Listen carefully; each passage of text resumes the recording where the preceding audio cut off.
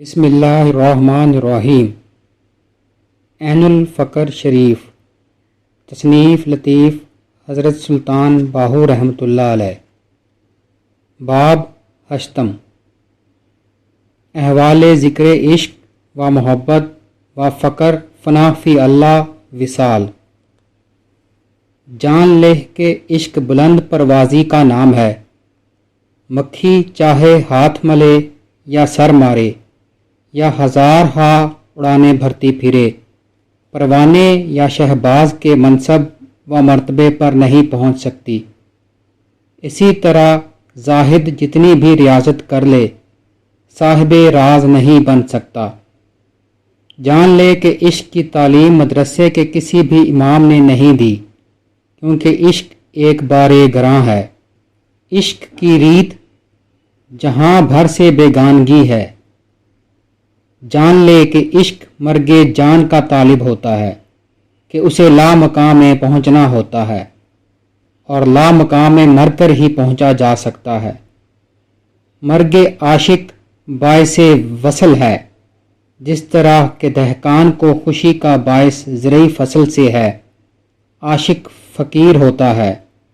فقیر کس مذہب و ملت سے تعلق رکھتا ہے؟ فقیر کا مذہب دہقانی ہے۔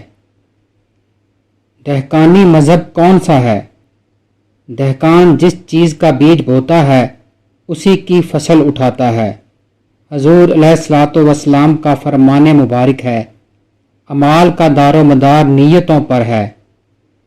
عشق بھی صراف کی مثل ہے، جو کھوٹے سونے کو کھوٹا دکھاتا ہے اور کھرے کو کھرا۔ ترانہ عشق۔ ہر انتہا میری ابتدا ہے، میرے راز کا محرم کوئی نہیں۔ کہاں مکھی اور کہاں میرا شہباز، میں اس کے عشق کا پروانہ ہوں، اپنی جان سے بیگانہ ہوں۔ کونین میری تہ کا ایک قدم ہے، اللہ ہو میرے لیے کافی ہے۔ مجھے اور کچھ نہیں چاہیے کہ میں اپنے نفس کی گردن اڑا چکا ہوں۔ میں اس کے عشق کا پروانہ ہوں، اپنی جان سے بیگانہ ہوں۔ زاہد وصال حق سے بہت دور ہے، وہ عاشق کے مرتبہ وصل سے بے خبر ہے، کہ اس کی تگ و دو اسی جہان تک محدود ہے۔ اس کے برعکس میں وحدت حق کا پروانہ ہوں، اپنی جان سے بیگانہ ہوں۔ بالائے عرش میری شان و شوکت کے ڈنکے بجتے ہیں، کہ میری گزر بسر وحدت حق کے اندر ہے۔ سن میرے یار، میری بات غور سے سن، کہ وحدت حق میرا گھر ہے، میں آتش عشق کا پروانہ ہوں، اپنی جان سے بیگانہ ہوں۔ اس علم کو اپنے دل سے دھو ڈال اور پورے شوق سے اس میں اللہ و ذات کو ورد جان بنا لے، تاکہ تو وحدت حق کی ندی بن جائے۔ میں اپنی جان محبوب کے حوالے کر چکا ہوں، کہ میں اس کے عشق کا پروانہ ہوں، اپنی جان سے بیگانہ ہوں۔ اے عالم، اپنے علم ان جاہل بیل گدھوں کو سونپ دے، اور خود عشق حق کے سوا ہر چیز سے دستبردار ہو جا۔ میں اس کے عشق کا پروانہ ہوں، اپنی جان سے بیگانہ ہوں۔ اے باہو، میں یاہو کا یار بن گیا ہوں، میرا بخت جاگا تو مجھے اپنے دلدار کی ہم نشینی نصیب ہو گئی، کہ میں اس کے برعکس عشق کا پروانہ ہوں، اپنی جان سے بیگانہ ہوں۔ اگر آتش عشق مجھے جلائے تو میں دم کیوں ماروں؟ نہ ہی میں بلبل ہوں کہ ہجر و فراق کے نغمے گاؤں۔ میں اس کے عشق کا پروانہ ہوں، اپنی جان سے بیگانہ ہوں۔ جان لے کہ عاشق فقیر خدا کا بھید ہے، جو اس بھید کو پا لیتا ہے وہ اسے پہچان لیتا ہے، اس کی معیت اختیار کر لیتا ہے۔ اس بھید کو وہی پاتا ہے جو اپنے سر کی پرواہ نہیں کرتا۔ جو اس بھید کو فاش کرتا ہے، بھید اس کا سر لے لیتا ہے۔ جان لے کہ اس میں اللہ ہو قرآن مجید کی غیر متشابہ آیات میں 4000 مرتبہ آیا ہے۔ جو فقیر تصدیق دل اور اقرار زبان کے ساتھ شوق و محبت سے اس میں اللہ کا ذکر کرتا ہے اور ہر آتی جاتی سانس کے ساتھ تصور اس میں اللہ میں مشغول رہتا ہے، گویا وہ ہر سانس کے ساتھ قرآن مجید کے 4000 ختم کرتا ہے۔ ایسا حافظ رحمانی، حافظ قرآنی، ساکن لا مکانی، زندہ جاودانی ذاکر اللہ تعالیٰ کا محبوب ہوتا ہے۔ جو اللہ سے محبت کرتا ہے اور اللہ اس سے محبت کرتا ہے، سارا قرآن مجید اس میں اللہ میں پایا جاتا ہے۔ چنانچہ پورا قرآن بسم اللہ ہے کہ قرآن کی ابتدا حرف بے سے ہے، بسم اللہ الرحمن الرحیم، اور انتہا حرف سین سے ہے، من الجنات والناس۔ فقیر صاحب تحصیل ہوتا ہے اور عالم صاحب تفصیل ہوتا ہے۔ فقیر اللہ تعالیٰ کی اتباع سے متصف ہوتا ہے اور عالم حضور علیہ الصلوۃ والسلام کی اتباع سے متصف ہوتا ہے۔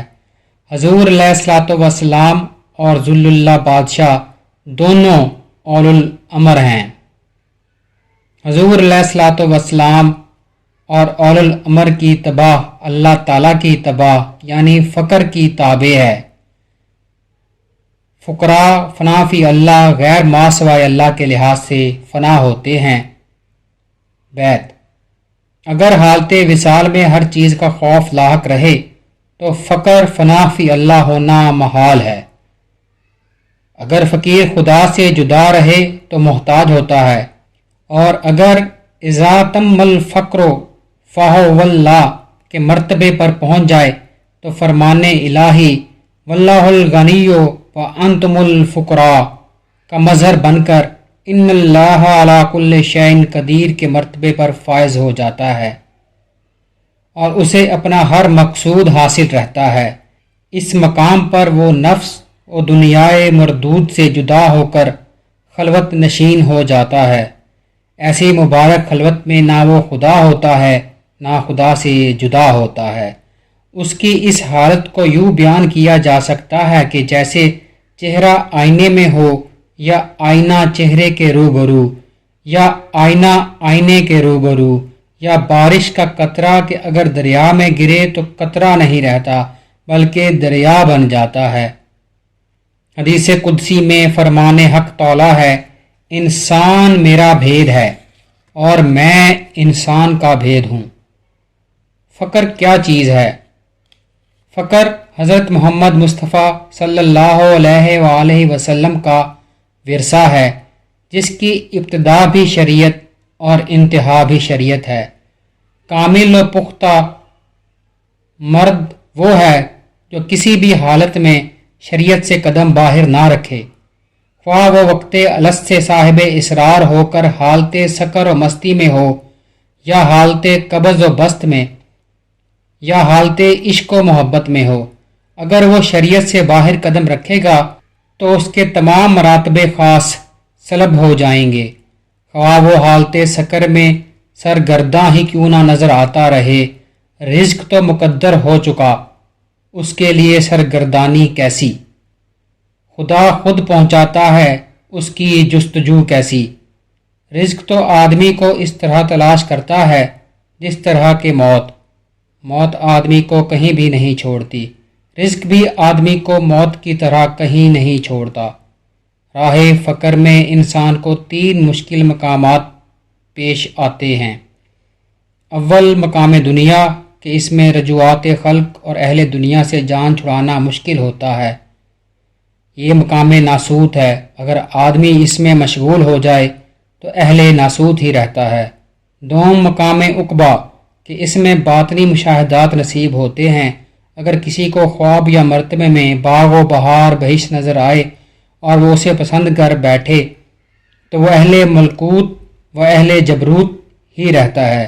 اس لیے ضروری ہے کہ طالب اللہ کو راہ فقر میں جو مقام بھی پیش آئے اس پر اعتماد نہ کرے اور نہ ہی اس پر مطمئن ہو کر بیٹھ رہے، بلکہ آگے بڑھ کر مقام لاہوت پر پہنچے کہ بندہ جب لاہوت میں پہنچتا ہے تو طالب مولا مذکر بنتا ہے، اور جسے مولا مل گیا وہ مال کے کل ہو گیا۔ اللہ بس، ما سوائے اللہ ہوس۔ فقر کیا ہے؟ فقر کیا چیز ہے؟ فقر ایسی نادر شے ہے کہ اس کی خاطر مخدوم جہانیاں جہاں گشت رحمۃ اللہ علیہ نے 14 طبق کھوج مارے مگر مراتب فقر تک نہ پہنچ سکے۔ اگر فقر میں انصرام، تعطل یا انقطاع ہوتا تو گمنام ہوتا۔ فقر کی خاطر سلطان ابراہیم بن ادھم رحمۃ اللہ علیہ نے بادشاہی کو چھوڑ کر سرگردانی اختیار کی، فرزند سے ہاتھ دھوئے اور مرتبہ فقر پر پہنچے۔ حضرت با یزید بستامی رحمۃ اللہ علیہ نے تمام عمر زہد و ریاضت میں گزاری، حتیٰ کہ اپنے نفس کی کھال تک کھینچ ڈالی، لیکن مراتب فقر تک نہ پہنچ سکے۔ حضرت بہاؤالدین رحمۃ اللہ علیہ اور شاہ رکن عالم رحمۃ اللہ علیہ راہ فقر میں جان ہار بیٹھے، لیکن مراتب فقر تک نہ پہنچ سکے۔ حضرت رابعہ بصری رحمۃ اللہ علیہ حالت خواب میں بلا واسطہ مراتب فقر پر جا پہنچی، اور حضرت محی الدین شیخ عبد القادر جیلانی رحمۃ اللہ علیہ شکم مادر ہی میں مراتب فقر پر سرفراز ہوئے، اور اہل فقر ہو کر شریعت محمدی صلی اللہ علیہ وآلہ وسلم کی پاسداری میں مقام محبوبیت پر پہنچے، اور بارگاہ الہی سے فقیر محی الدین کا خطاب پایا۔ پس فقر کو مالک الملکی مراتب حاصل ہیں۔ فقر کا تعلق غوثیت یا قطبیت یا کشف و کرامات سے نہیں، بلکہ عین ذات حق تعالیٰ سے ہے۔ فقر عطائے الہی ہے، اللہ تعالیٰ جسے چاہتا ہے عطا کر دیتا ہے، خواہ کوئی جی بھر کے کھاتا پیتا رہے یا فاقہ کشی کرتا رہے۔ بیت: میں بڑی آسانی سے مراتب فقر پر پہنچا، اچھی طرح فقر کا مشاہدہ کیا، ہم نشین فقر ہوا اور فقر سے ہم کنار ہوا۔ میں صاحب فقر تھا، صاحب فقر ہوں اور صاحب فقر رہوں گا، میری عاقبت بھی فقر ہے۔ حضور علیہ الصلوۃ والسلام کا فرمان ہے، الہی مجھے مسکینی کی زندگی دے، مسکینی کی موت دے، اور حشر کے روز بھی مجھے مسکین ہی رکھنا۔ فقر کا تعلق نہ تو خرید و فروخت سے ہے، نہ خود فروشی سے ہے، نہ واعظ و نصیحت و خاموشی و دلک پوشی سے ہے، نہ شریعت و طریقت و حقیقت و معرفت و سکر و بے ہوشی سے ہے، نہ بدعت و گمراہی و چرم پوشی و شراب نوشی سے ہے، نہ رسم و رسوم و سہو و سکر و منزل و مقامات سے ہے، نہ علم و جہالت و شش جہات سے ہے، نہ ذکر فکر و حضور وصال و عبادت و نیک خصال سے ہے، نہ وقت نہ حال و احوال سے ہے، اور نہ ہی مراقبہ و محاسبہ و حساب و کتاب سے ہے، بلکہ فقر تو خود سے فنا ہو کر فنا فی اللہ بقا باللہ ذات ہونے کا نام ہے، اور یہ مرتبہ محض حضور علیہ الصلوۃ والسلام کے کرم ہی سے کسی کو بخشا جاتا ہے۔ بیت: اے باہو، میرے دل پر تو ہر وقت انوار الہی کے لاکھوں تجلیات برستی رہتی ہیں، یہ موسیٰ علیہ السلام کس طرح ان تجلیات سے بیگانہ رہے اور کوہ طور پر رب آرینی کا تقاضا کرتے رہے۔ حضرت موسیٰ علیہ السلام کو کوہ طور پر جا کر اللہ تعالیٰ سے ہم کلامی نصیب ہوا کرتی تھی، لیکن حضور علیہ الصلوۃ والسلام کی امت کے فقیر ہیں کہ ہر وقت حضوری حق سے مشرف رہتے ہیں۔ ابیات: اے باہو، ہم ہر وقت حضوری حق سے ہمکنار رہتے ہیں، جبکہ موسیٰ علیہ السلام حضوری حق سے بہرہ مند ہونے کے لیے کوہ طور کے پتھروں پر سجدے کرتے رہے۔ مجھے کیا ضرورت ہے کہ دیدار الہی کی خاطر رب آرینی کے تقاضے کرتا پھروں، کہ میں تو ظاہر و باطن میں غرق فنا فی اللہ فقیر ہوں۔ فرمان حق تعالی ہے، تم بہترین امت ہو تمام امتوں میں سے۔ فرمان حق تعالی ہے، میں اپنے بندے کی شاہ رگ سے بھی زیادہ قریب ہوں۔ ابتدائے فقر اشتیاق مشتاق ہے اور انتہائی فقر مراتب فنا فی اللہ ذات کا استغراق ہے۔ ابتدائے فقر علم ہے اور انتہائی فقر مراتب عالم الغیب و شہادات هو الرحمن الرحیم تک رسائی ہے۔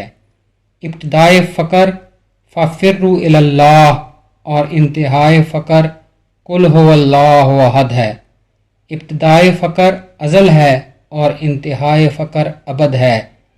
ابتدائے فقر خاموشی ہے اور انتہائی فقر خون جگر نوشی ہے۔ ابتدائے فقر جامع کثیف ہے اور انتہائی فقر جامع لطیف ہے۔ ابتدائے فقر ولایت ہے اور انتہائی فقر لا نہایت ہے۔ ابتدائے فقر ترک ہے، متوسط فقر فرق ہے اور انتہائی فقر باتوحید غرق ہے۔ ابتدائے فقر طلب و طالب ہے، متوسط فقر مطلوب و مطالب ہے اور انتہائی فقر قلب بمنزلہ قالب بر نفس غالب ہے۔ ابتدائے فقر محجوب ہے، متوسط فقر مجذوب ہے اور انتہائی فقر محبوب ہے۔ حقیقت اسرار فقر یکتائی نسخہ دل ہے، جس کی دریافت بغیر مرشد کامل مشکل ہے کہ مرتبہ فقر نہ تو کسی کتاب کی سطور و حروف و ادراک کے مطالعے سے ہاتھ آتا ہے اور نہ ہی ذکر فکر اور مستی حال میں غرق ہونے سے نصیب ہوتا ہے۔ ابتدائے فقر فنا ہے، متوسط فقر راہ ہے جو ہر دو جہاں سے جدا ہے اور انتہائی فقر یکتا با خدا ہے۔ تمام عالم تین قسم کے افراد پر مشتمل ہیں: اہل دنیا جو دنیا کی خبر دیتے ہیں، علماء اہل عقبہ جو لذات حور قصور میوہ جات بہشت کی خبر دیتے ہیں، اور اہل فقر فقراء جو اللہ کی خبر دیتے ہیں۔ حرص دنیا آخرت کا عذاب ہے، منتہا طالب فقر کے لیے فکر عقبہ سراسر حجاب ہے۔ ان دونوں حرص و دنیا اور فقر عقبہ کو چھوڑ دے اور یہی تیرے لیے بہتر ہے، کیونکہ سب سے پہلے علائق دنیا سے قطع تعلق ہے اور اس کے بعد وصال حق تعالی ہے۔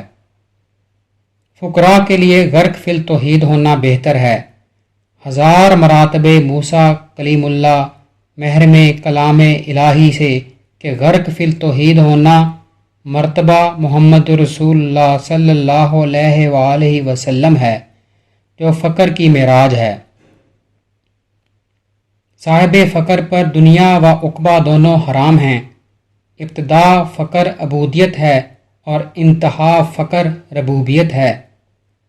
بیت: پہلے میں 4 تھا، پھر 3 ہوا، پھر 2 ہوا، اور جب دوئی سے بھی نکل گیا تو یکتا با خدا ہوا۔ ابتدائے فقر اشک ہے اور انتہائی فقر عشق ہے۔ ابتدائے فقر تصور ہے اور انتہائی فقر تصرف ہے۔ حضور علیہ الصلاۃ والسلام کا فرمان ہے، قریب ہے کہ فقر کو کفر سمجھ لیا جائے۔ فقیر وہ ہے کہ جس کے وجود میں شریعت پنہاں ہو، بظاہر اگرچہ وہ مست الست ہو، بباطن وہ ساکن لامکاں ہو۔ ابتدائے فقر علم الیقین اور عین الیقین ہے اور انتہائی فقر حق الیقین ہے۔ ابتدائے فقر انا ہے اور انتہائی فقر فنا ہے۔ موتو قبل ان تموتو، پس جو مر جاتا ہے اس سے ہر چیز ساقط ہو جاتی ہے۔ فقیر وہ ہے جو فرائض میں کوتاہی نہ کرے، خواہ وہ فرائض دائمی ہوں، وقتی ہوں، ماہی ہوں، فصلی ہوں یا سالی ہوں۔ تمام فرائض میں سے افضل ترین فرض خدائے تعالیٰ کو حاضر ناظر جاننا ہے، اور افضل ترین سنت راہ خدا میں گھر بار کو صدقہ کرنا ہے۔ ابتدائے فقر صدق و یقین ہے اور انتہائی فقر خدائے تعالیٰ کی ہم نشینی ہے۔ نقل ہے کہ ایک مرتبہ حضرت رابعہ بصری رحمۃ اللہ علیہ سے خواب میں حضور علیہ الصلاۃ والسلام نے پوچھا، اے رابعہ، کیا تو مجھ سے محبت رکھتی ہے؟ حضرت رابعہ نے عرض کی، اے اللہ کے رسول صلی اللہ علیہ وآلہ وسلم، کیا یہ بھی ممکن ہے کہ میں آپ سے محبت نہ کروں؟ ہاں، البتہ میرا دل محبت الہی میں اس قدر محو ہے اور میں توحید افنا فی اللہ میں اس قدر غرق ہوں کہ مجھے دوستی اور دشمنی کی خبر تک نہیں رہی۔ سن فقراء کا وجود قدرت الہی کا نمونہ ہے، وہ جو کچھ کہتے ہیں وہ ہو جاتا ہے۔ سر فقراء سدرۃ المنتہا سے بھی آگے ہے۔ فقیر باہو کہتا ہے کہ مقام فقر استغراق فنا فی اللہ کا منفرد مقام ہے، جو تمام نقبہ، عقبہ، ابدال، اتاد، اخیار، عمدہ، غوث، کتب، شیخ و مشائخ، عابد، زاہد اور اہل تقوی سے اعلیٰ و بالا تر ہے کہ فقیر ولایت وحدت کا والی ہوتا ہے۔ فقیر منفرد مذکر مرد ہوتا ہے جو اللہ تعالیٰ کی کرم نوازی سے صاحب کعب قوسین اور ادنیٰ والا صلی اللہ علیہ وآلہ وسلم کے حکم کے تابع ہوتا ہے۔ منفرد فقیر کا نام ہی نور الہدا ہے۔ بیت: میرا یار مجھ سے بغل گیر ہے، میں عین اسی کو دیکھتا ہوں۔ مجھے جہاں بھی مشکل پیش آتی ہے میں اسے آسانی سے حل کر لیتا ہوں۔ فرمان حق تعالیٰ ہے، زمین و آسمان کی ہر چیز اللہ تعالیٰ کی تسبیح میں مشغول ہے اور وہ عزیز و حکیم ہے۔ ابیات: اگر باہو میں سے پہلے دو حرف با اور الف کا پردہ اٹھا دیا جائے تو باقی ہو رہ جاتا ہے۔ باہو کے سامنے کوئی پردہ باقی نہیں رہا اور وہ باہو سے یاہو بن گیا ہے کہ وہ ہر وقت ذکر یاہو میں غرق رہتا ہے۔ جس شخص کے وجود میں ذکر ہو جاری ہو جاتا ہے اس کا وجود نور ذات میں ڈھل جاتا ہے، اس کا جسم و جان اور تمام وجود تجلی نور بن جاتا ہے اور وہ لاہوت لا مکان میں پہنچ جاتا ہے۔ حضور علیہ الصلوۃ والسلام کا فرمان ہے، اللہ تعالیٰ کی آیات میں تو غور و فکر کرو مگر اس کی ذات میں غور و فکر مت کرو۔ بیت: باہو ذکر ہو سے جان سوزی و مغز سوزی کرتا ہے کہ عاشقوں کی برات ہی عشق میں جان سوزی کرنا ہے۔ فرمان حق تعالیٰ ہے، اللہ ہو، اس میں اللہ ذات نہیں ہے مگر ہو، جس کے علاوہ اور کوئی معبود نہیں۔ ابیات: جو شخص چاہتا ہے کہ اسے اللہ تعالیٰ کی دوستی نصیب ہو جائے تو اسے چاہیے کہ ہر وقت نماز دائمی تصور اسم اللہ میں مشغول رہے۔ اس کا تن، اس کا دل اور اس کا سر، غرض اس کے وجود کا ہر عضو تصور اسم اللہ ذات میں غرق رہے۔ اے باہو، ہمارے لیے تو نماز دائمی بھی ایک حجاب ہے کہ ہم وہ جام باز ہیں جو ہر وقت حضوری حق میں غرق رہتے ہیں۔ اگر کوئی اس مرتبے پر پہنچ جائے تو اس پر لازم ہے کہ وہ ایک وقت سے دوسرے وقت تک نماز وقتی کا منتظر رہے، ورنہ اس کا یہ مرتبہ سلب کر لیا جاتا ہے اور وہ استدراج کا شکار ہو جاتا ہے۔ نعوذ باللہ منہا، میں اس سے اللہ کی پناہ مانگتا ہوں۔ جان لے کہ شوق و محبت الہی ایک روشن چراغ ہے اور رجوعات خلق اور کشف و کرامات آندھی ہے۔ جس نے محبت الہی کے اس چراغ کو خانہ شریعت میں محفوظ نہ رکھا تو یہ بجھ جائے گا، آندھی اسے بجھا دے گی اور اس کی روشنی برباد ہو جائے گی۔ اہل ایمان کے لیے 5 چیزیں باعث زوال ہیں، جس نے ان کو بند نہ کیا اس پر راہ فقر نہ کھلے گی۔ وہ 5 چیزیں کون سی ہیں؟ وہ حواس خمسہ ہیں، یعنی سننے کی حس، دیکھنے، چکھنے، سونگھنے اور چھونے کی حصیں۔ یہ 5 چور ہیں جو وجود کے اندر نفس کے ساتھی ہیں۔ ان 5 سے توبہ کرانی چاہیے، یعنی کان توبہ کریں، آنکھیں توبہ کریں، زبان توبہ کرے، ہاتھ توبہ کریں اور پیر توبہ کریں۔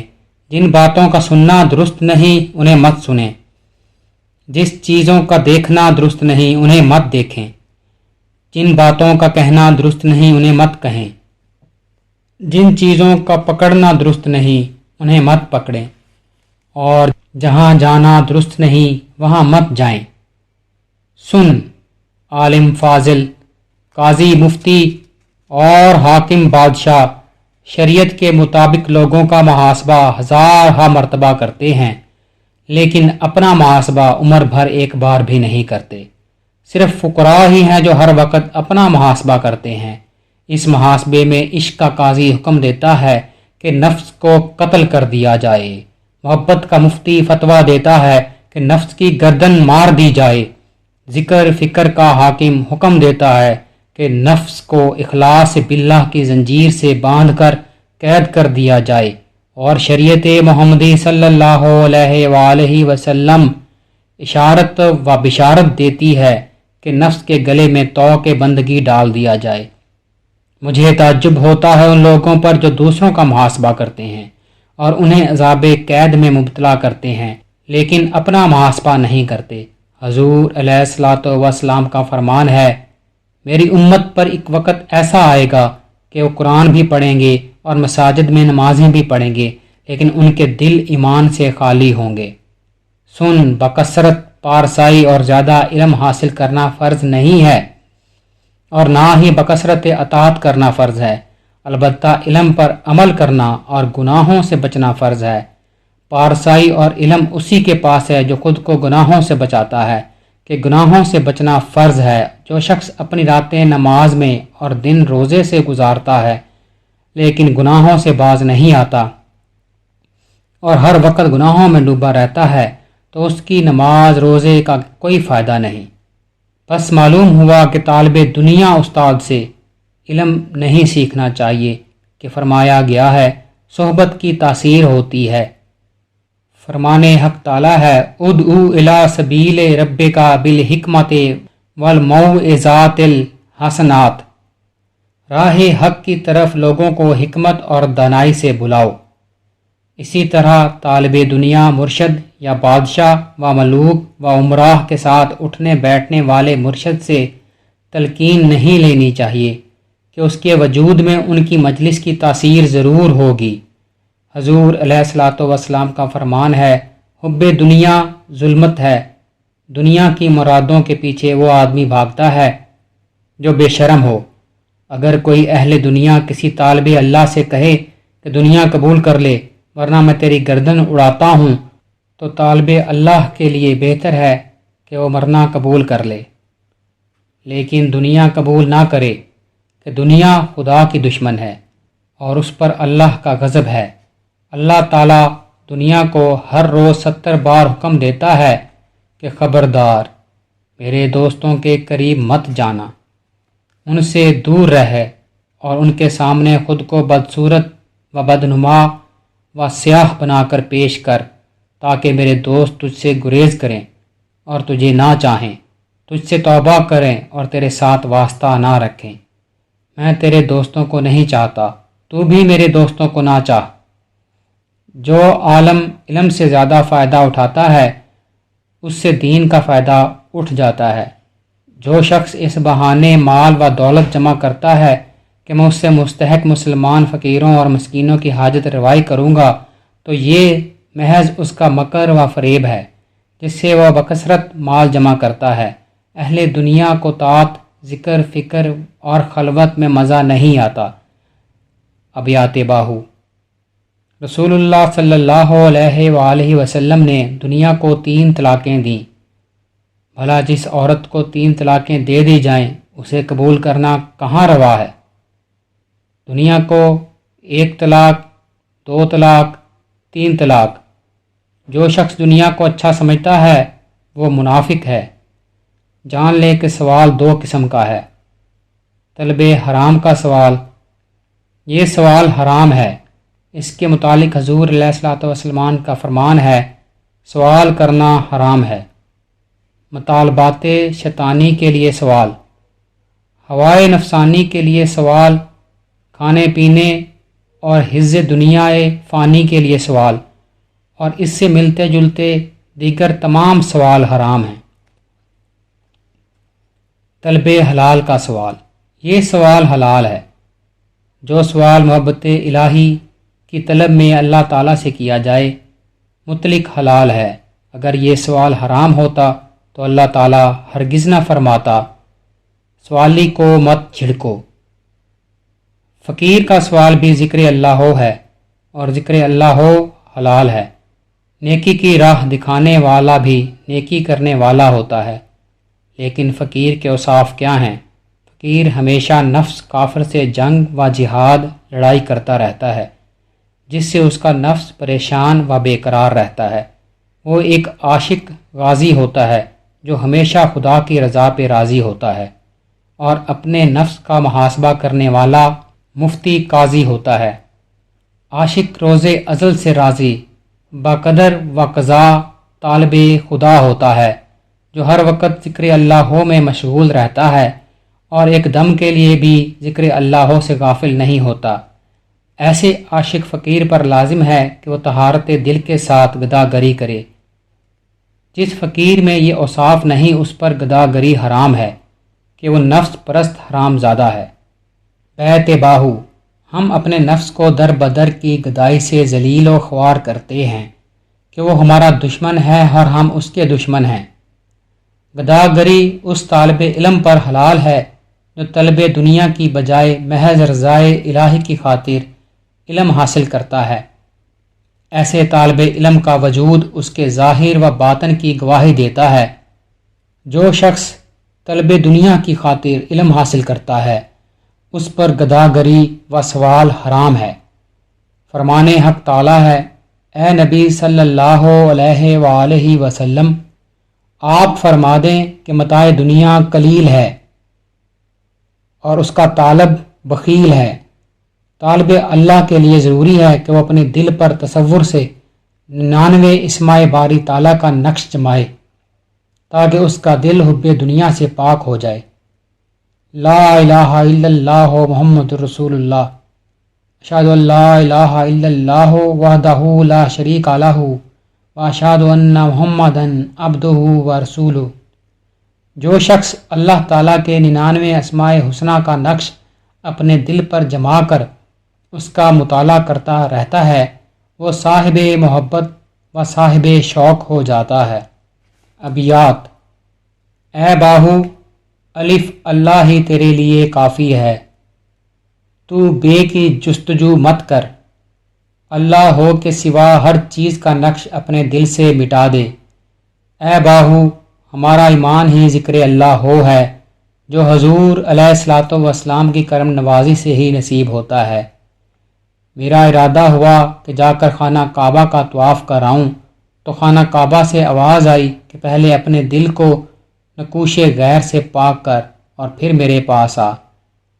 کعبہ ہمیشہ اسی شخص کے مد نظر رہتا ہے جو اپنے دل کو صاف رکھتا ہے، اور صاف دل وہ ہے جو نفس کی مخالفت کرے۔ فرمان حق تعالیٰ ہے، اللہ تعالیٰ نے انسان کو وہ علم سکھایا جو وہ پہلے نہ جانتا تھا۔ حضور علیہ الصلوۃ والسلام کا فرمان ہے، مجھے جو کچھ سکھایا میرے رب ہی نے سکھایا۔ شرح کلمہ طیب، سب سے افضل ذکر کلمہ طیب لا الہ الا اللہ محمد رسول اللہ ہے کا ذکر ہے۔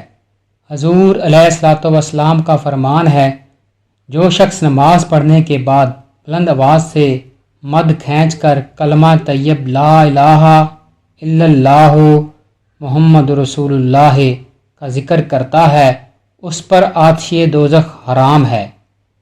جو شخص کلمہ طیب کا ذکر کرتا ہے اس کا ٹھکانہ جنت ہے۔ کلمہ طیب لا الہ الا اللہ محمد رسول اللہ کے 24 حروف ہیں اور دن رات کے 24 گھنٹے ہیں۔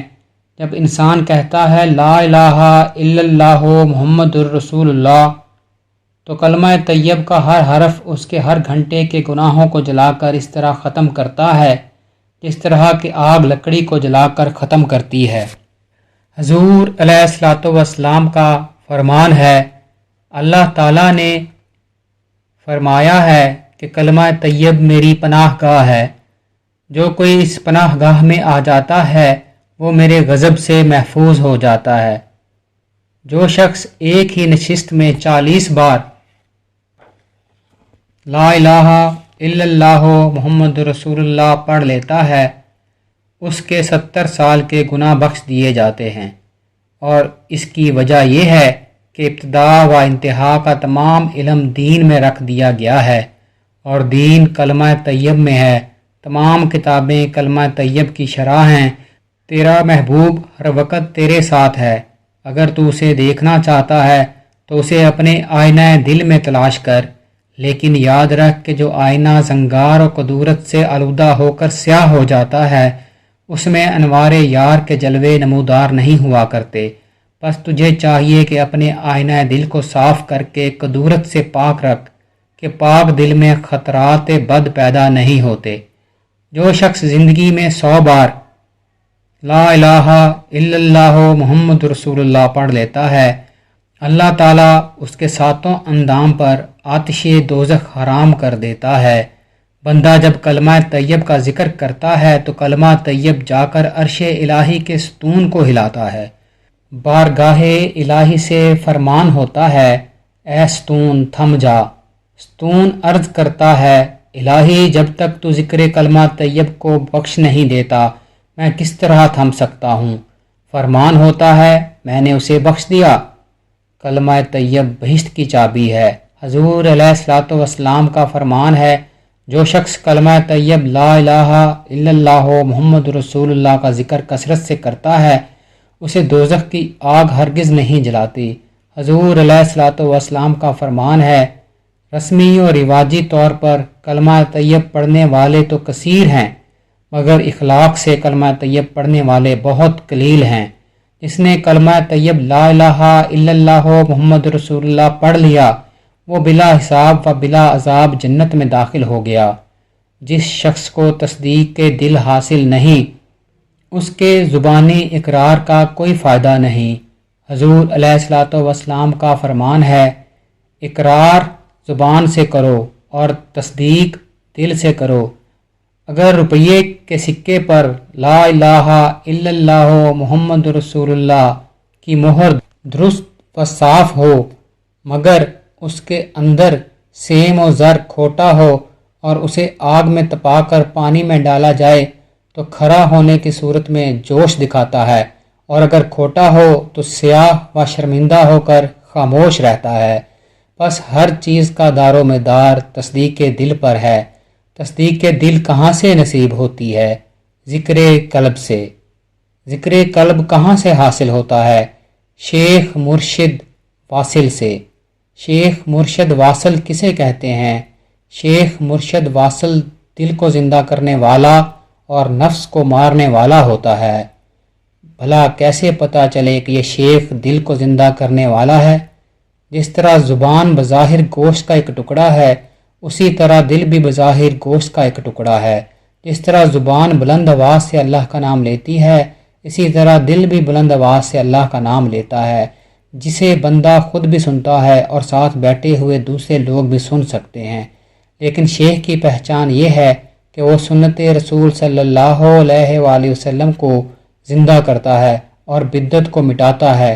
جو دل حب دنیا میں گرفتار ہو کر لذات ہوائے نفس میں مشغول رہتا ہے اور دنیا مردار سے باز نہیں آتا، اس کے لیے ضروری ہے کہ اس پر ذکر اللہ ہو کی سیکل استعمال کی جائے تاکہ وہ طالب مولا بن جائے۔ مرشد بھی صفات مولا کا حامل ہوتا ہے۔ حضرت علی کرم اللہ وجہ الکریم کا فرمان ہے، جس نے مجھے ایک حرف بھی سکھایا وہ میرا مولا ہے، اور وہ حرف قرآن و کتاب سے کوئی علیحدہ حرف نہیں ہے۔ جو شخص اس حرف کو جان لیتا ہے اس کے اور اللہ کے درمیان کوئی حجاب باقی نہیں رہتا، بشرطے کہ وہ نص و حدیث کے مطابق شریعت محمدی صلی اللہ علیہ وآلہ وسلم پر عمل کرنے والا علم کا قدردان عالم ہو۔ مرد وہ ہے جو باطن میں مقام لاہوت کا مالک ہو اور ظاہر میں شریعت محمدی صلی اللہ علیہ وآلہ وسلم کا عامل ہو، اور بال برابر بھی شریعت کے خلاف نہ چلے۔ ایسا ہی صاحب تصور اس میں اللہ ذات مرد مرشد ہادی رہنما طالب اللہ کو پل بھر میں مطلوب تک پہنچا دیتا ہے۔ جس شخص کے وجود میں اس میں اللہ کا ذکر تاثیر کرتا ہے اسے غیر ما سوا اللہ کی کوئی چیز نہیں بھاتی، اور جس کے وجود میں ذکر اس میں ہو کی تاثیر جاری ہو جاتی ہے اسے اس میں ہو ذات حق تعالیٰ سے انس ہو جاتی ہے، اور وہ غیر ما سوائے اللہ سے وحشت کھاتا ہے۔ جس طرح ہرن کی صحبت اختیار کرتا ہے اسی طرح باہو یاہو کا ہم مجلس ہے۔ جان لے کہ اللہ ہو کا دوست اہل ذکر اللہ ہو، غرق فنا فی اللہ فقیر کی نظر میں اہل و عیال، ماں باپ، بہن بھائی، بیٹے بیٹیاں، خویش قبیلہ، یار دوست اور مال و دولت وغیرہ سب تماشائی دنیا ہے جسے آخر کار فنا ہونا ہے۔ اسے دنیاوی شان و شوکت ہرگز پسند نہیں آتی کہ اس کی نظر روز قیامت پر لگی رہتی ہے۔ وہ صرف فقر کو پسند کرتا ہے جو مراتب و ملک سے بے نیاز اکلاس وال خزانہ ہے۔ فرمان حق تعالی ہے، اس دن بڑے بڑوں کو بولنے کی جرت نہ ہوگی۔ جو فقیر ذکر اللہ سے ہٹ کر کسی چیز یا جائے رہائش کو اپنی ملکیت قرار دیتا ہے وہ کافر مطلق ہے، فقیری و درویشی میں اس کا کوئی حصہ نہیں۔ اے اولاد آدم، کتے سے تو کمتر نہ ہو کہ کتا کسی چیز یا رہائش گاہ کو اپنی ملکیت قرار نہیں دیتا۔ مفاد عامہ کے لیے وقف کی گئی چیز کسی کی ملکیت نہیں ہوتی، جس طرح کہ مسجد کسی کی ملکیت نہیں۔ اہل اللہ ہو فقیر بھی لا ملک ہوتے ہیں اور مسجد کی طرح سجدہ